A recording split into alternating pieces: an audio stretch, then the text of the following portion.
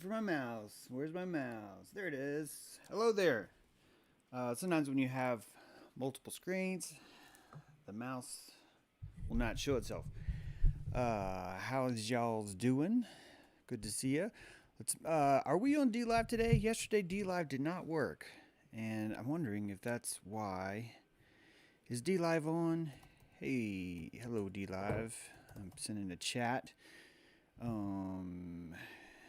It looks like D Live's on. I think I'm seeing some chats from D Live. So good, because I don't want to go on without you. I'll shut down this whole train if D Live is not with us. And yesterday I think we weren't going, right.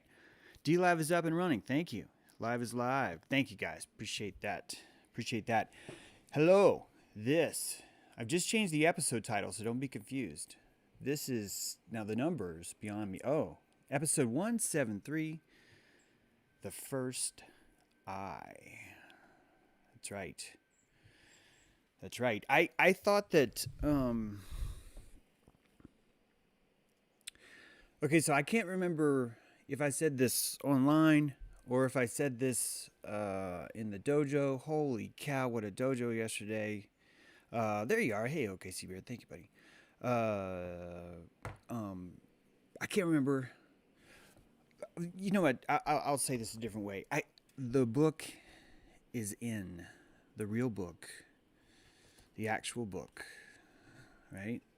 The ones I've shown you before have been a mock-up, a printed mock-up, right? There is Corona Borealis, the constellation, the crown behind Hercules. Just want to point that out. Best apocalypse ever. Guys. Yeah. Let me just read you an excerpt. Ready? I'm just going to randomly. Burst from too much signal. There. That's an excerpt. This book is awesome. And yesterday, I think I told you guys that I was going to add 2 or 3 paragraphs about the polyvagal theory. We're about to get into that. I've changed my mind. I went through the whole book again last night, and I think that if I was to change 2 paragraphs in that book, I would simply keep writing. And that would mean I would shut everything else down. And there's so much to do right now. We have got to talk about magic. We've got to talk about animism. There's so much to talk about. I'm telling you guys. I think what I'd rather do is I really want the book to stand. I think it's wonderful. But I realize that as the author of this book, me telling you that it's wonderful would, yeah. And so doesn't that even show you how much more electricity it takes for someone like me to even say that about my own work live on camera? So wouldn't that even make it even more valid? Maybe just a suggestion. Maybe consider that in your mind. You can buy this on Amazon right now, or you can buy it on Kindle right now, or you can pre-order it from my website. And I say pre-order because now that I have the covers, see, I didn't want to buy everyone's book, including mine, and then have some kind of a mistake that would only show up in print, right? I've learned these lessons in the past. Some of you might have remembered my story that I once printed 50,000 colanders for the University of Tennessee at Knoxville. Not calendars, colanders. The largest word on the printed calendar was the word calendar, and I spelled it colander, and spell check was like, dude, this is freaking awesome. There's no mistakes here at all. We've run this by a team of experts, and our binary machine have determined that you, James, have spelled everything perfectly in this colander, and we are proud of what you've done. This is the finest colander ever. And we sent those to the bookstore, and I do not mean to insult the University of Tennessee system, because honestly, the University of Tennessee at Chattanooga, when I went there, was remarkably affordable. And considering you're getting brainwashed and you only had to pay like $900 a semester to be indoctrinated and brainwashed, it was a pretty good deal, like compared to other systems. So I do thank it for that. But we sent the colanders to the bookstore, and they sold, man. They were doing great. It was like months later before anyone noticed that, or anyone complained, I guess you could say, that hey, do you have any cooking supplies? And the bookstore's like, no. It's like, well, then why are you selling colanders? Why are you selling colanders, right? And this is the beauty of not delving into print every day like I used to. Anyway, that's my little rendezvous. So yeah, that is some colander gravy, dreamy dudes. How dare you suggest you thought I was about to? Come on. Do you realize how much gravy just came out right there about colanders and calendars? And it took months for anyone to catch it. And if that doesn't, come on, how's that not gravy? It took months for anyone to catch that. At a university, it took months for anyone to catch that. How's that not gravy? Right? Come on. So, all that said, I did not close my presentation by telling people, hey, you should buy my book. And that still bothers me because I actually wrote the book, got it finished so that I could actually announce it at Flattoberfest. And out of everything that we talked about, that was the one thing I forgot to say. So I'm going to take this time to eject it because it's a good book, guys. It's a good roadmap to what's going on right now and what's happening in the future. It's going to give you a lot of electrical power. It's a good, it's a perfect length read. If you know my style, you know that I do not fuck around. I want you to have a tapas kind of literary experience. I am not here for you to expound on how many pages you read when you're at the water cooler with someone else. That's not my style. And so I've really tried to tincture this down as pure as possible. And I think you'll find it an effective read for that way. Yep. Melodic Ether has been reading into the future and has somehow seen that what the next slide I'm about to show you. It's pretty sweet. So at Flattoberfest, I did a presentation on the Eye of Ra, reality and aperture consciousness. And if some of you have watched my work, you know that this was actually work from an older stream, stream 94, 47 or something. I mean, look, we're in 173 right now. It's like way back there. I'm not going to look it up right now. You can look it up if you want. And all of this started because I was curious about these guys, the Black Eye Club. And when you see the Black Eye Club, you hear these stories, and the stories are like, oh man, they go to this secret fight club, Illuminati fight club, and they have sex with each other, and they kill children, and they're Luciferians, of course, yes, everyone, of course. But in addition to that, they also punch each other in the face, and none of them flinch, and then they walk around, and then they're like, hey, look.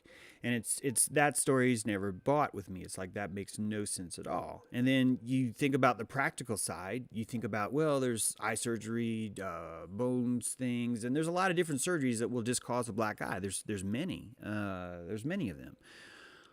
But every one of these people has a publicist. Every one of these people has like a makeup artist, right?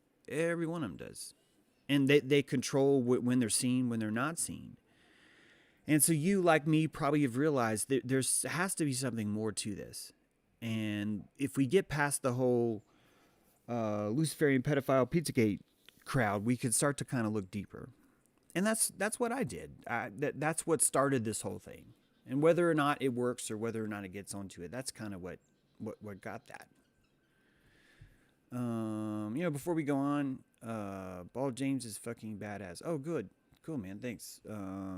Let's stop talking about my hair right now because, this morning before I came on, I was kind of like, fuck my hair. Is it going to ruin my energy while I'm trying to produce this really awesome stuff? And I'm like, no, James, people will be so immersed in the content, they won't worry about that. And I'm like, yeah, but I really do want to watch the chat because people might have questions and I'd love to use this opportunity. I'm like, okay, well then watch the chat. And I keep watching the chat and it's about my hair. So let's can we just stop that? I'm telling you guys, this is some sweet ass freaking content, and if we could stick to it, I think it'll be awesome. And I really really really want to keep the chat in this too. So I'll put a hat on, I will, but it'll change all the energy. It will. So these makeup artists, guys, these I just realized I wasn't on camera when I said all that. Yeah, we're good, right? We're going to keep moving. These all these guys have makeup artists. I mean, look at the orange on this guy, right? Bernie, the weird, God, it's, come on. There's reasons why they're doing this.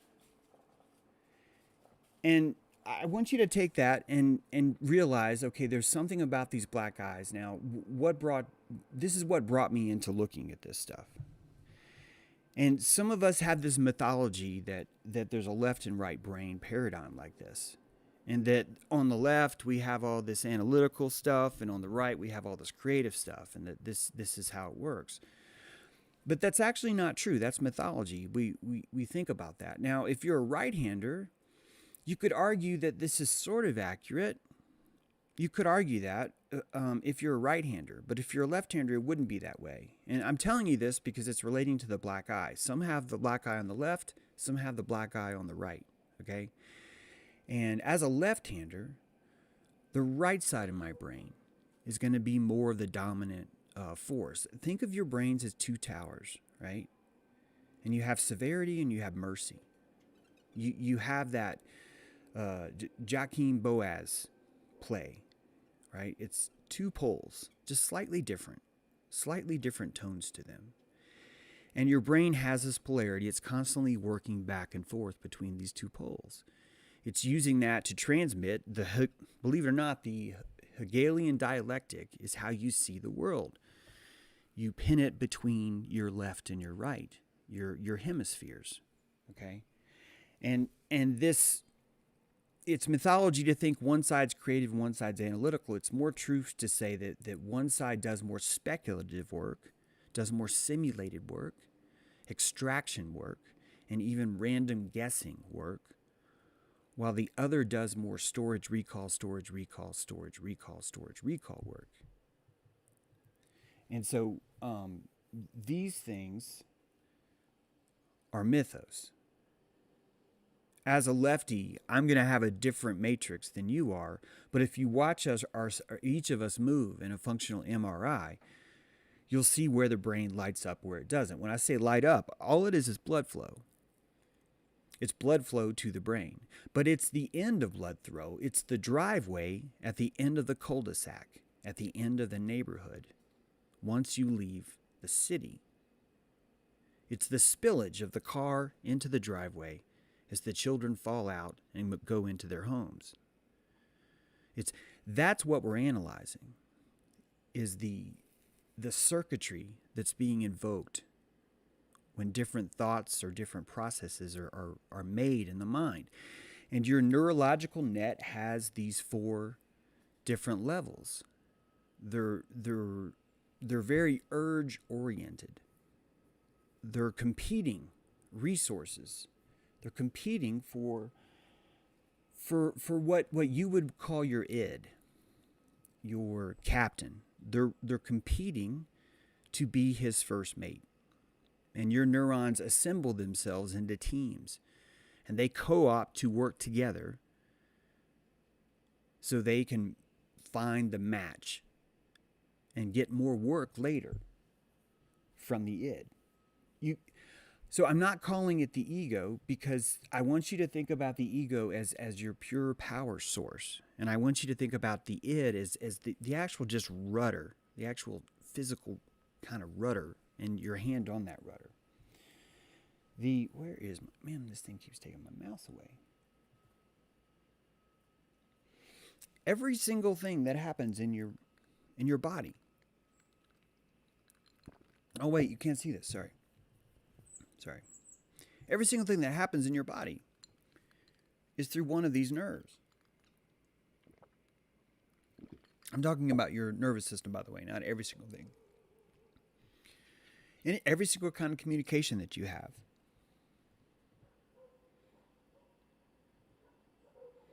And your entire decision process is based on sodium and potassium.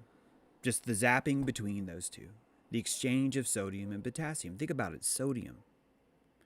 What do we talk about with salt? Man, it's a living soil. What is salt? Salt, soil. Salt and oil. Soil.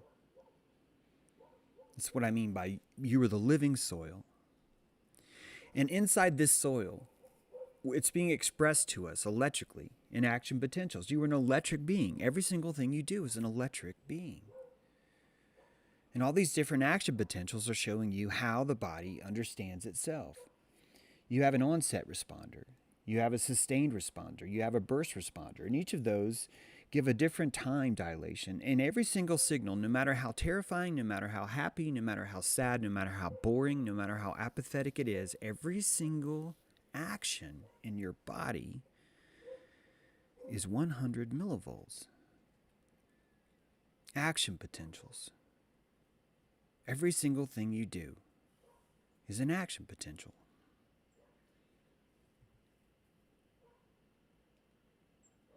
And it's all binary code. Every bit of it is binary. Those are your nerves right there. I tickle, my foot tickles, my foot tickles, my foot tickles, my foot tickles, my foot tickles. And those signals are all within 100 millivolts. And those signals aren't wrapped in any kind of intelligence. They don't have like a postcard. There's no sender address. There's no receiver address. It's just pure, raw pulse coming from all over your body, moving through all over your body, as you're about to see, not coming from. And none of these things have a timestamp. None of these things have an ordering mechanism in them. And at first, you might not understand why that's important. In fact, you may not understand why it's important, and it's too bad because you're missing something fundamental. Light and sound do not travel at the same speed. The distance of your nerves from the bottom of your toe is much farther than the distance it is from the tip of your finger or from the top of your ear. And you're going to interpret sound after you're going to interpret light, but your nerves are going to be based on the localization, the time it takes these nerves to apparently travel from our toe all the way up into our brain and respond. And without a timestamp, all this data is discombobulated. If you can imagine going to a coffee shop and instead of there being a line, there's just a free form. And no one's really first, no one's really last. And you'll notice after that certain people simply will not get served. They just will not have the electricity to reach for the attention needed to actually be served. That these things compete with each other. There are things competing for your attention, and those are neurons. They're living electrical attention seekers. They want you because when you send your signals through certain neurological gangs, think of them as gangs, you're feeding them. You're giving them life. It's much like blockchain. Every single transaction gets a little bit fed off of it. Just a little bit.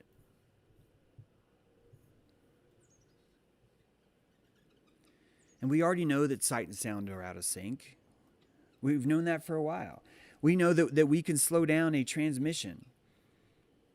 We can change the movie industry knows this. The picture and the audio are separate. And you could change the length of those tracks, the distance between those tracks, and different comprehension happens from the alignment or the misalignment of those two tracks. That the mind itself has to have some kind of mechanism for sorting these things. And it's not going to come through the nerves. The top of someone's toe isn't going to send a nerve that's going to say, hey, I'm the top of the toe. Yes, it's going to go through the system. And sure, you could route that port, but it's not going to give you that precise timestamp. This is all about the timestamp. And you can't say that this is a circadian clock, because our bodies do have these clocks that are built into them. Our retinas have a clock. Our pineal gland has a clock. Our sleep is regulated. But these systems are localized. They're not spread throughout the body, nor do they attach to any neurological input. You can give yourself an electrical jolt in your arm and your hand will squeeze. These things are binary. They don't have that kind of data. What we lack in understanding is the grand central station. How does everything get synced together? How is that even possible? The way we understand our senses. And the answer to that is the eye of Ra. It's the pineal gland. It's the unfiltered source of all reality. It's your first eye, not your third eye. It's your first eye. And that's a profoundly different way of looking at it. First eye means it's what sees first. And why would it not work that way? Because of the triune brain. Your brain is built from this inner core. And some call that the inner core the reptilian core. That's part of why we think of that as an eye. Right? And wrapped around that inner core is the mammalian brain, and wrapped around that is what we call the primate brain or the human brain. And these three different systems are a trinity.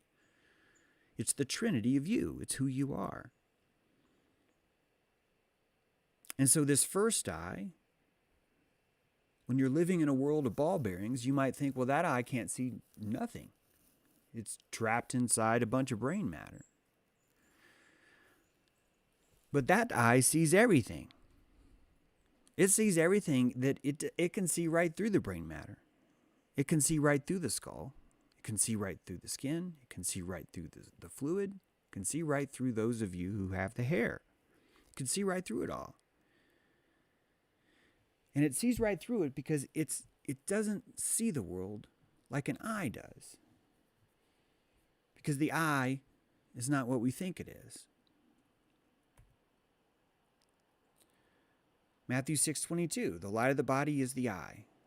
If therefore thine eye be single, thy whole body shall be full of light. The pineal gland. It is located in the, excuse me if I mess this up, epiphysis cerebra. I want you to think of the word epiphany. That's why I'm embarrassing myself by trying to pronounce that. Epiphysis cerebra. The word epiphany is there. I want you to see that word epiphany. We may not get to it today, but that epiphany is very important. And the pineal is profound because it's the only system, it's one of the few systems in the brain that's singular. It's unpaired. There's only one of them. It's outside the blood-brain barrier too. It's not even susceptible to these same electrical chamber. And of course, we understand it in our rudimentary way as part of the endocrine system, secretes melatonin. But I believe this gland, so we know that this gland is related to certain wheels. The wheel within the wheel within the wheel is you. It's your first eye. Because this first eye listens to the day. It understands your daily circadian rhythm. It also understands the seasonal rhythm. And more importantly, it understands your own rhythm. It's the pineals believed to bring on the onset of puberty. And certainly this connects to the pituitary, but the pituitary is given these instructions from the pineal. And these instructions are all coming from wheels, the cycles all around you. This proves that the pineal is listening to something. This first eye is listening. In fact, it's listening to something that you can't even hear. It's listening to the movement of the day. The movement of the day makes a sound, and none of us can hear that. Sure, we can see it unfolding. Absolutely, absolutely we can. But we've lost the ability to believe or to understand or to even know that we are able to hear that. We're able to sense the day unfold as a wheel turning, as source unfolding. And the pineal is reading that primal source, that wheel within the wheel within the wheel, right? The day within the season, within the puberty. So we know this thing's sensing. We know it is. We know that it's a sensory organ. We know it's in the center of our temple, of Solomon's temple. And these ideas of the all-seeing eye, if you take a slice of the brain and you look at it, you will find one eye. And the profundity of this, I hope, is not lost on you in my poor words here. But if you look at where the pineal is, it is the tear of Horus. The tear of Horus. And tear is the salt, the potassium, the sodium, the connection, the crying of consciousness, the bleeding of tears. And of course, Egypt has always had this understanding of the thalamus and the importance of this part of the brain. And only now are we catching up with why that's true. The pineal is the home of the 12 disciples, the 12 cranial nerves. And these are important nerves. They connect to every sense you could think of, including some you can't, including the vagus nerve. These are the 12 disciples. The olfactory, your optics, your ocular motor, your trochlear, your trigeminal, I don't know what these all, abducens, the facial, auditory, right? Glossopharyngeal, taste on the posterior third of the tongue. That's also going to be voice stuff, right? Vagus, accessory. Everything, guys, everything is wired right there. It's all wired right there. It's wired to a place where we, as science, not we, I'm not a part of science, but where science tells you, yeah, it's a dormant eye. You know, evolved, right? Your pond scum, remember? Hey, groundhog. Groundhog just ran across the road. Oh my God, he just looked when I said that. He just stopped and looked. Sorry, you can't see that. I shouldn't have shared that. You know, pond scum. Growing up, got this eye because you're pond scum. And you have sex with other pond scum. Then you fornicate with the fish. And then the fish climbs on land, has sex with a frog, right? Then the frog has sex with a monkey. That's what science tells you. So that eye is just a retarded version of you. And it's just in the center of your skull. The most protected part of you, the most important part, the most vital important part of you, in the very, very, very center of that thing, where everything's split into two, there's one. There's a singular one thing, the tear of Horus. And science tells you it doesn't mean anything. It secretes stuff. Secretes stuff. Stuff comes out. Shit happens. You know. Yeah. You need a vaccine is what you need. Yeah, you need to go to school. It's not your place to be asking these questions, James. You don't know what's going on. And it brings us to aperture consciousness. Aperture consciousness. So what does that mean? So aperture is a photographic term. I think I have it. Yep, there you go. Aperture is a photographic term. And here's an example of a large aperture and a small aperture. The one on the left has an f-stop of 1.4. The one on the right is an f-stop 22. You don't need to know this stuff. I'm just showing you that a large aperture means big hole. Small aperture means tiny hole. And that consciousness itself has this aperture. That we have an aperture too. And just like when you walk outside, your eyes dilate and they shrink or they get larger if you go into a dark room, so too does your consciousness get larger or shrink depending on how you feel. Just like the way when you walk outside, if it feels bright, your eyes will respond. If it feels dark, your eyes will respond. Your consciousness, if it feels bright, your consciousness will respond. Your first eye will respond. If it feels dark, your first eye will respond. Right?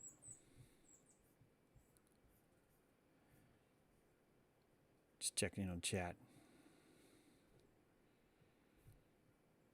This is part of the, Chrissy, I'm kind of expanding on it. This is the presentation from, you could call it that, but actually it's more of the live stream presentation. I hope you find it's already different, honestly. It's already different. So, next slide, turn this on. There. So different f-stops, as we said, right? Bigger to smaller. And I want you to notice two things about aperture that's important. A larger aperture is going to let more light in. It's going to let so much light in it might burn, right? You see how this guy is burned? And a smaller aperture, a tiny aperture, is going to let less light in. And it might even let so little light that you can't even see what's going on. And your consciousness adjusts to this same thing. But instead of light, I want you to picture that as source, okay? True life reality. Unfiltered reality. And the second thing I want you to realize about aperture is that something profound happens. That you have what's called a depth of field or focus. And if you look at the illustration on the left, you'll see that the cone that's labeled in focus, it's kind of the beige there. Sorry, I can't point right now. But it's kind of like a beige square there. It's much taller than the one on the right. And that's because more is in focus. Here, I'll show you what I mean in this next one. More is in focus. The one on the left has that narrow aperture, which means more is in focus. If you look back to the end, you can clearly read where it says such at the very top, such railway or station, and then as to expose himself to, right? I mean, you can read all that. But then on the wide aperture, there's only a sliver. You can only read the words in the middle, so to speak, of the frame. The very railroad expose. And everything else gets blurry. And that consciousness works the same way, guys. Source works the exact same way. The larger the hole, the brighter the light. And you adjust that aperture. Each of us adjust our aperture to what's comfortable.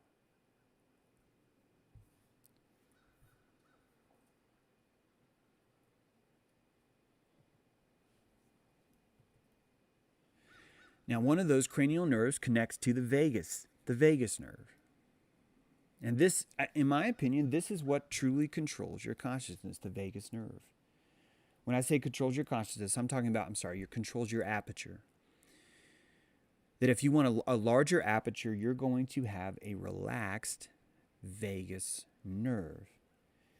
And this vagus nerve, look at what this vagus nerve wraps around, it connects to.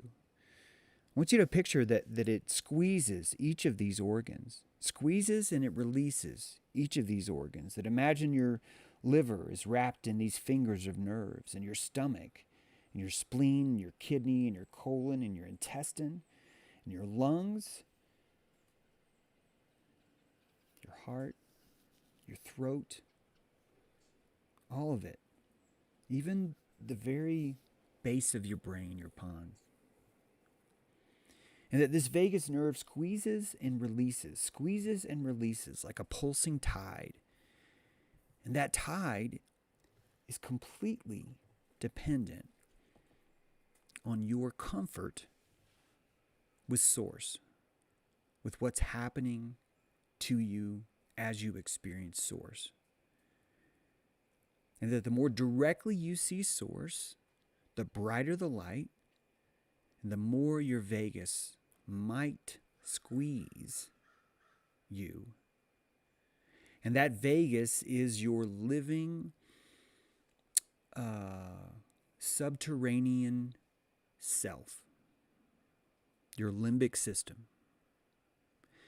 And it talks to you through your intuition. It doesn't speak. It emanates. It emanates through you, and those emanations ripple through into different fabric that you might call urges, our intuition, our feelings, our guts, our premonitions. And only half of the population really even tunes into these things, and we dismiss them as coincidence. We call them chance. We call them luck. We deal with these things in different ways to match the aperture that we're comfortable feeling.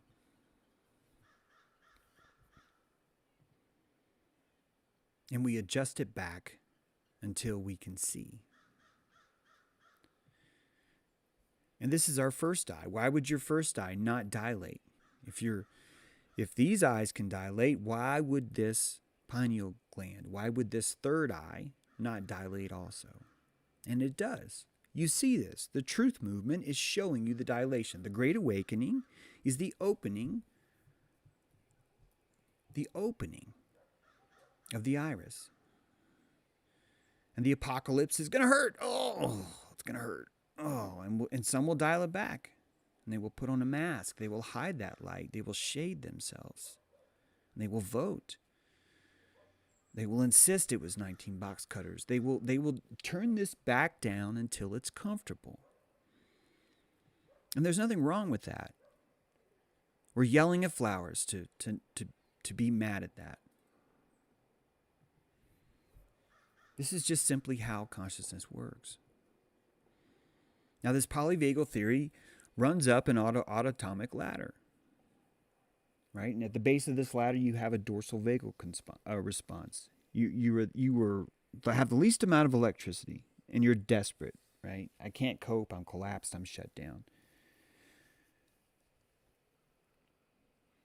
And in between, you have your sympathetic response. I'm in danger. I need to run or fight back. Then you have your ventral vagal. I feel connected to the greater world. I'm generous. I'm happy. I'm egoic. That's why it's green. It's egoic.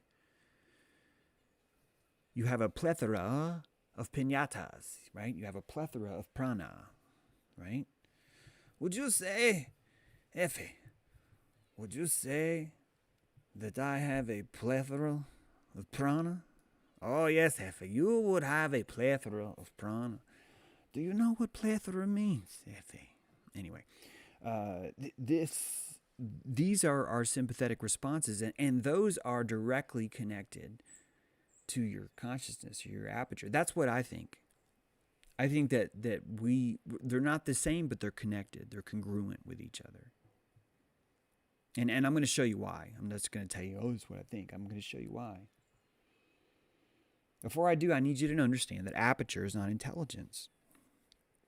And the reason why we are not able to understand consciousness is because we're being run by intelligent people. And intelligent people are insisting that everything needs to be objective and seen the same way, that everyone has to have the same aperture. And if you don't have the same aperture, then you're not in reality. And that's not intelligent. That's it's kind of psychotic. I call it psychotic because it's the antithesis of empathy. It's the lack of any kind of understanding of how consciousness might work. And it's interesting that the very field that's claiming to know all this stuff is the very field that never, ever, ever talks about consciousness. And I think that's why you're listening to people like me. put all this together. Because aperture is not intelligence. Aperture is curiosity. And curiosity is a certain kind of electricity. It requires a certain amount of confidence. It requires a certain amount of Maslow's pyramid being made. Food, clothing, shelter, comfort, After all those things comes curiosity. It's a generosity we have towards the world. And we can only have that generosity when we have an abundance of energy, an abundance of electricity. You can't go out and make yourself be curious. You're going to need the electricity to pull that off.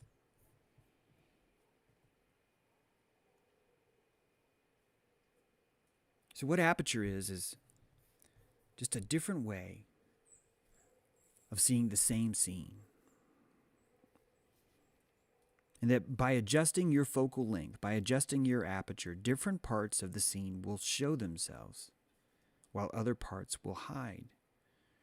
And you will find new details depending on your aperture, and you will lose certain details depending on your aperture.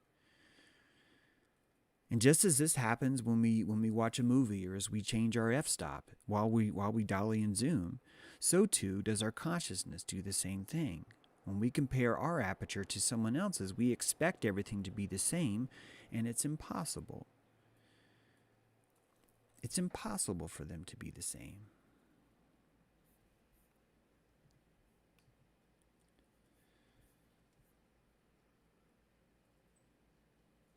And so I tell you, we have it all backwards. I say to you that the eye is a gallery, not a window. It's a gallery. And we're not seeing the world, we're rendering the world. We're rendering it. We're painting it. We're painting it so we can see it. And we're only going to paint what we've deemed comfortable to see. And so the eyes are a canvas, not a window. You're looking at a virtual reality device wired into your pineal gland, made out of biology. You can even see the two cords, the positive and the negative, the red and the blue cord, running through the walls, giving it power, giving it the information it needs to broadcast what's already seen on the projector. We have what the eyes do backwards. They're showing us what we see, and they're showing us that in the retinal wall.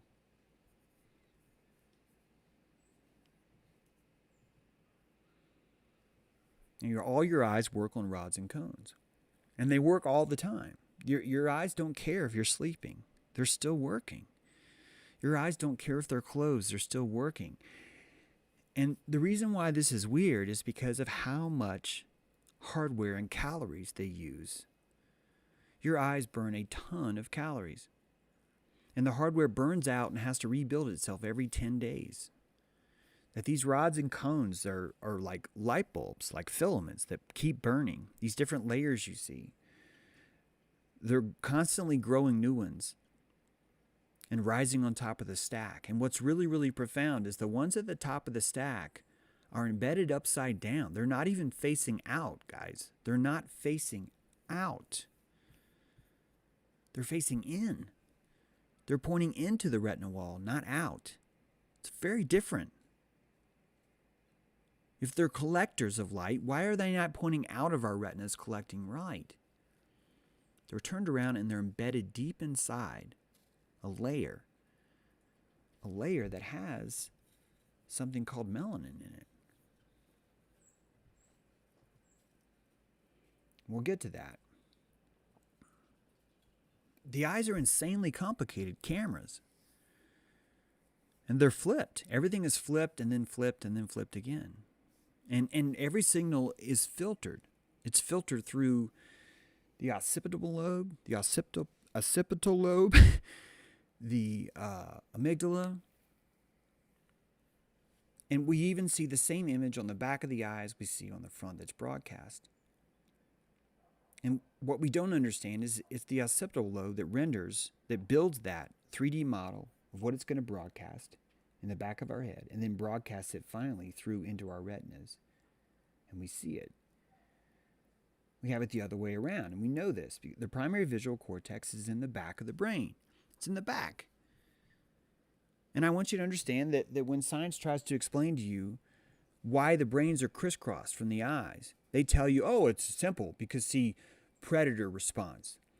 If you have this eye wired to this side of the brain, then it's going to be that much faster to jump away from the danger, see? So their brain is already on the side of where they're going to jump. Oh, wait, I'm not kidding when I tell you this is what scientism tells you. This is how retarded they are. This is standard Wikipedia stuff when I'm telling you. And out of their mouths when they're saying that, they're telling you, oh, it's to save the time and electricity for the nervous system. And here we are broadcasting data all the way the fuck to the back of the bus. And then rerouting it all the way back to the front of our eyes before it shows us what it sees. It makes no sense at all if we're buying this idea that this is for predator-prey avoidance. The eyes are complex. And they're complex because they're always having two poles. Notice the two poles. Your left eye is seeing for your right, and your right eye is seeing for your left, and each of them is broadcast in half. Your world is divided into two poles. What does that sound like? Two towers. Two towers are broadcasting that information to you inside a theater, a gallery. That's not where the true source comes in.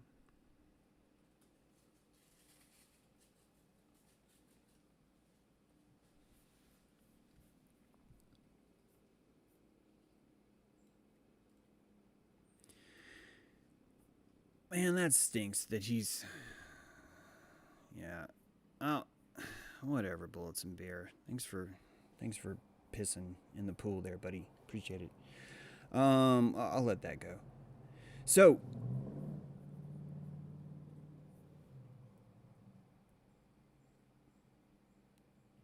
your eyes work in two distinct ways. Macular vision and peripheral vision. The obelisk and the pool. The cones and the rods, the color and the brightness. They're not even directly seeing things. One's a laser, one's a mirror. This is why you see an obelisk next to a pool all the time. It's like the eyes of the land. Your eyes work on gas and a brake. They have dopamine and melanin. One speeds it up, one slows it down. Your consciousness is displayed to you through comfort, through dopamine or melanin.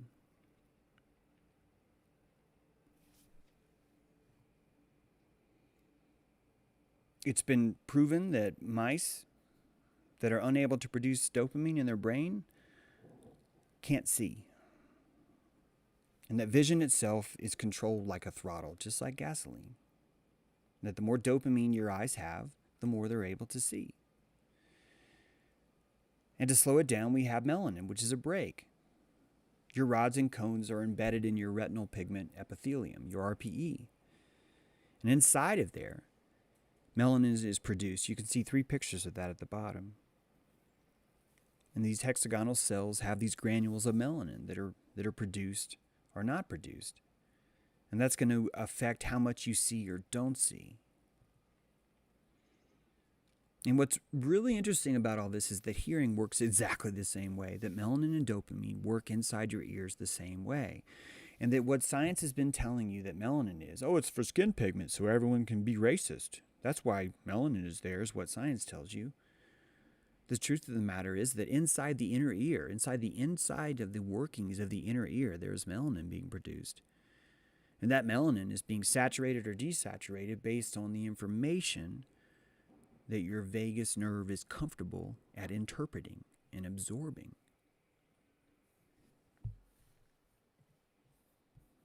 So your eyes and your ears work exactly the same way. It's all down here in the cochlea duct here. Melanin throttling. You can see pictures of it. The melanocytes producing the melanin in the inner ear.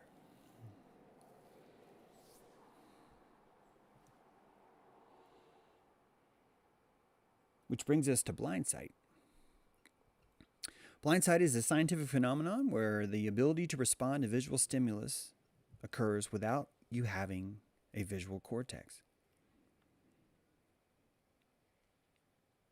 You don't have an eye, but you can see. How in the world does that work? And there's two types of blind sight. There's spatial blind sight and there's emotional blind sight. Yes, there's emotional blind sight. Spatial is object detection. I can see things in my environment. I can move around them despite not being able to see.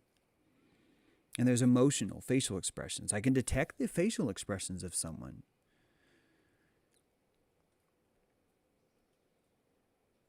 And it also works on photographs, guys. It works on photographs too. In other words, it's not even... You could show someone a photograph, and if the person in the photograph is smiling or mad or sad, someone with blind sight can detect that. They can see that. Guys, your first eye sees everything. It sees source. It sees source. In this first eye, all of us have this, even monkeys. And when you have this blind sight, your eye will still blink, it will still dilate, despite the fact that it has no retinal input. Which is showing you that even the dilation of your eyes is not coming from your retinas. And they're telling you that, it's because it gets bright and your eyes automatically dilate. No, that's not what's happened. Because our eyes are dilating from different instructions. Those instructions are coming all the way through our occipital lobe. And that's tied to our 12 disciples. It's tied to our pineal. Now, animals have blind sight too, but they're better at it. They're better at it. And it's because they're more tapped into their limbic system, to their intuition. Your intuition is a better blindsighter. You take the modern man, and if you remove his occipital lobe, his visual cortex, if you remove that, he's not just going to have blind sight. In fact, he's going to believe that he doesn't have blind sight. He believes that his eyes work, and so therefore he believes he's blind, so he doesn't see anything. His aperture consciousness shrinks it down to a pinhole. But his blind sight still works. Because in the lab, you can ask him questions. You can go, I don't know, I can't see. He's like, well, just guess. And just by guessing, he sees it. He knows it. He understands it. This stuff is subconscious. It's deep in our brain. And part of this filter system is the amygdala. This is in the thalamus. The amygdala. All perceived reality is not the same. That it's filtered through the amygdala. It filters this data that goes to our eyes and our ears. And it's Amy that controls the gas and the brake, the dopamine and the melanin. I'm showing you this picture because I want you to picture that there's Amy, the nurse, and the two babies in her eyes are your eyeballs. And she's only going to feed you what you're capable of digesting. That's her job, is to make sure you don't eat too much source. It could hurt you.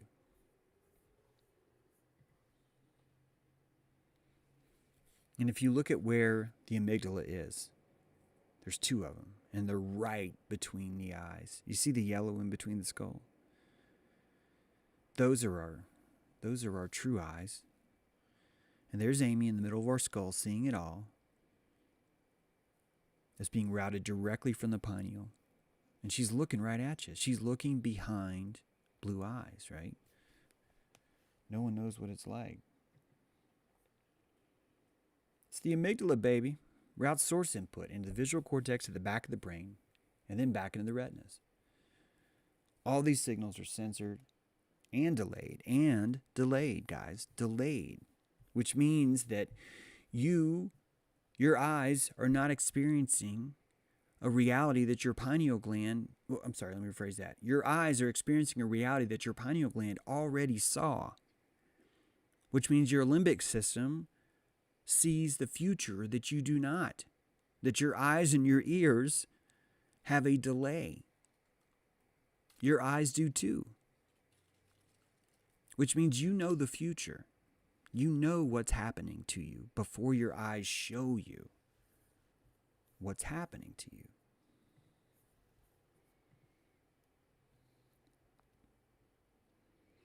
Now, I use this to explain at Flattoberfest that the reason why Flat Earth is too big is because it's too uncomfortable for the aperture, that it just won't fit.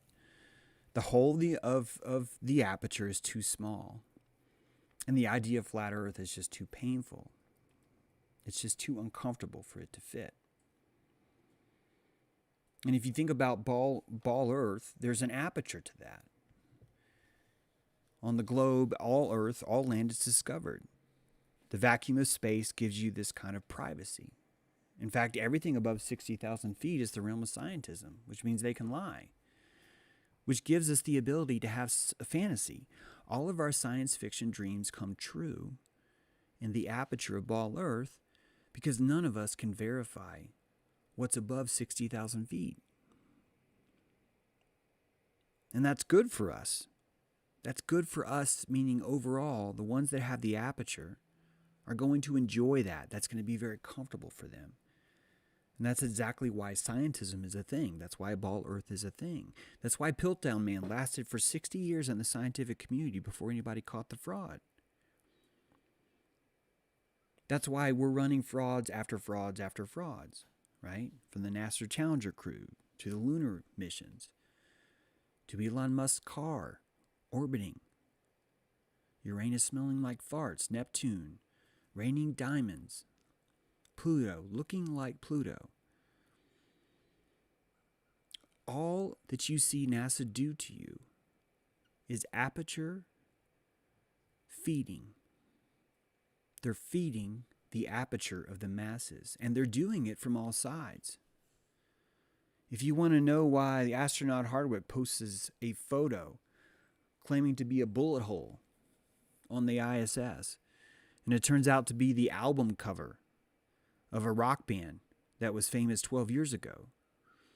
If you look at why the claims that it was flooding on the ISS, or that they found algae, little water bears, on the outside solar panels in space, and both these exposures were done on NASA anniversaries.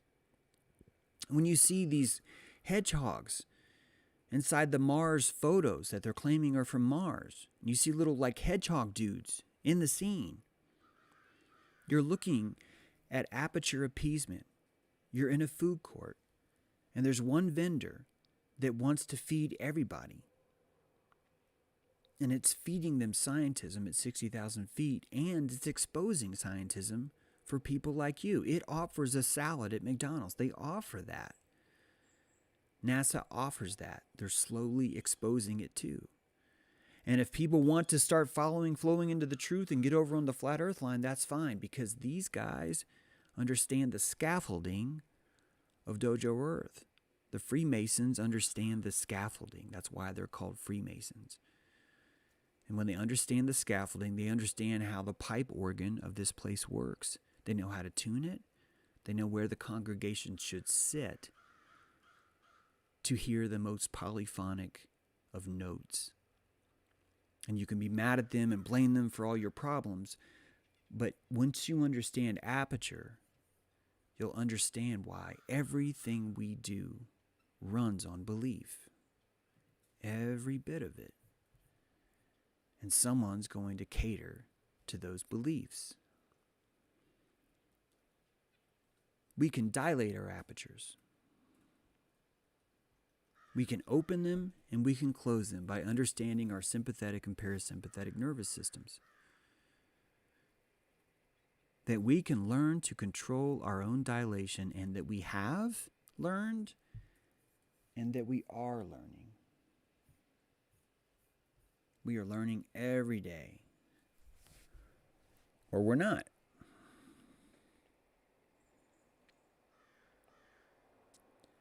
Understanding the dilation of aperture removes almost all of the victimhood you feel by all the lies around you.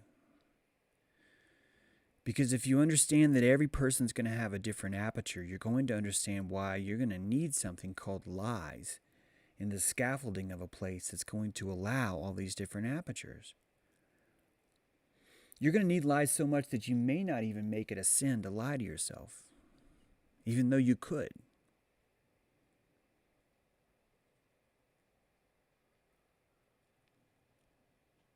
It's going to change the entire way you look at what you might consider the opposition. And when you hear arguments, this happens on Twitter all the time. The first time someone tells me I'm wrong, I realize I'm dealing with someone that doesn't understand Aperture. Because that person doesn't want me to understand them, nor do they want to understand me. They want one person to be right and the other person to be wrong. And that's only going to happen if you don't believe in Aperture. That's the only way that's going to happen.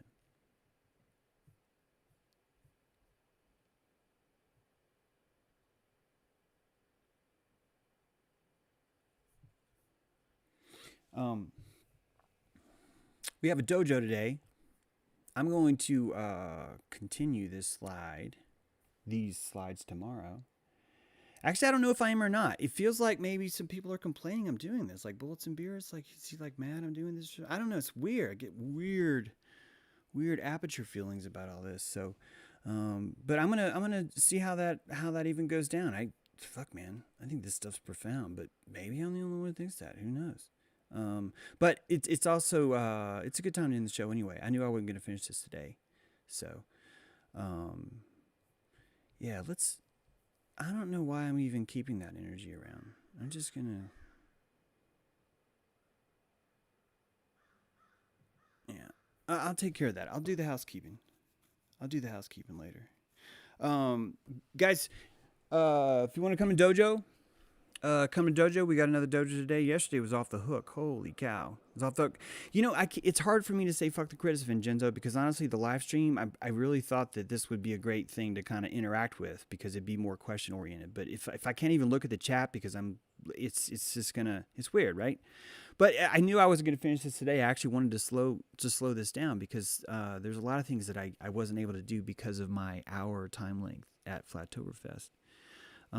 Yeah, I know. Thanks, Windhammer. There's always a Babe Ruth in the pool, and everyone looks at him. He's like, "That's a piece of duty," and that is definitely a turd in the pool.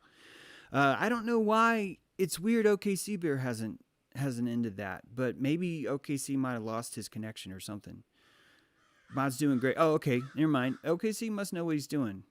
You know, I'm sorry. I'm even jumping on that. For some reason, OKC, that guy's really bugging me.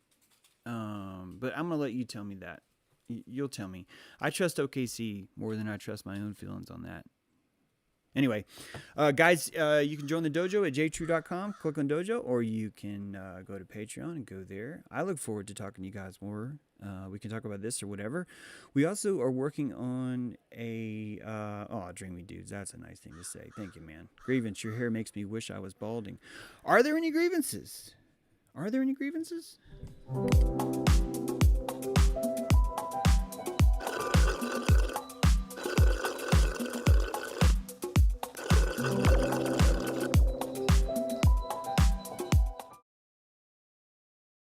Yeah, we've got a grievance. Let's see. Vale saying Bullets was being great earlier. I didn't see that. All I see him doing was just complaining that I'm not even sure what he's complaining about. It was just always like, and then he would say, yeah, let's put on a mask together. There's like hyena behavior is what I see, Vale. Are you guys not seeing the hyena behavior? That's cool. That would be my grievance is that the turd in the pool when I was trying to give you guys some sweet ass fucking gravy that I spent like days and days on. It should be gratitude and grievances. Yeah, that's a good grievance. It should be gratitude and grievances. Shitmoth, could we get a new, do you think we could get a new one? Chipmoth, could we do a gratitude and grievances? The airing of grievance and the watering of gratitude, right? The airing of grievance and the watering of gratitudes. How about that? Does that work? Maybe if we come up with a new one, we'll do that. And I got the slurp sound here, so I can do that anytime. Bullets bitches a lot, says OKC Bear. Yep. yeah, all I just felt was just douche, and it's so weird because I was like, as I was doing the chat, I was like, why am I feeling that chat? I just need to ignore the chat, but I just didn't want to do that. Jeremy Stewart, I have a grievance. I could have stayed in South Carolina and hang out, but I wasn't told I had to work Monday until after I got. Oh, that's too bad. Yeah, it would have been cool to have you stay longer. Definitely. Hate that we missed Star Sorcerer there. Bummer. Any more?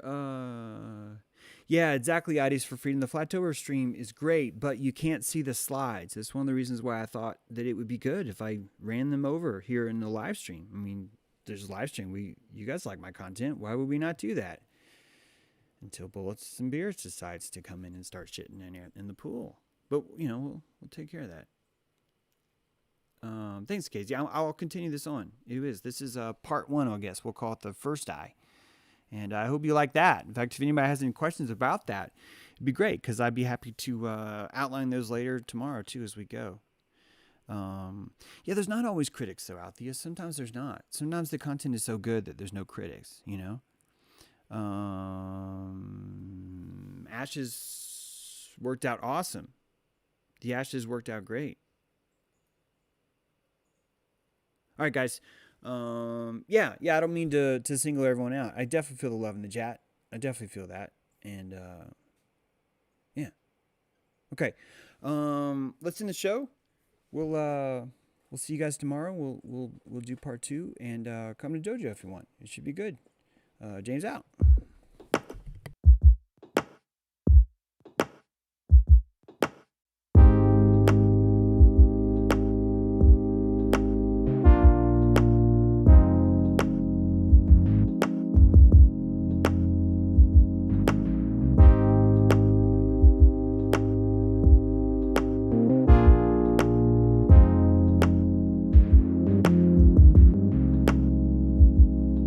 You said it yourself, this will not work if we are miles apart.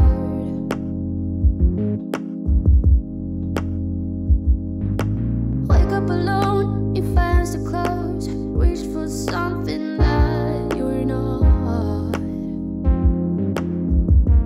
Oh, you need to calm down, honey.